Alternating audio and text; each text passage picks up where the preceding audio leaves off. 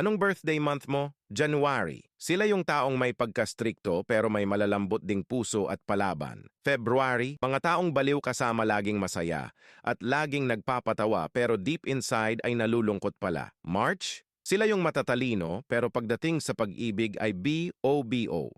Madalas ay nafo-fall agad kahit na pinapaasa lang pala. April, mga taong friendly at maapil mahilig mangasar pero pikunin. May, mga taong magaling mag-advise sa kahit anong problema pero di naman ma-apply sa sarili nila. June, may pagkamayabang at maarte pero madaling lapitan at mapagkakatiwalaan. July, sila yung mga totoong kaibigan mahilig gumala o mag-travel kahit wala ng pera basta kasama ang mga kaibigan. August, bastos magsalita pero berhen malakas ang tama pero di wasak.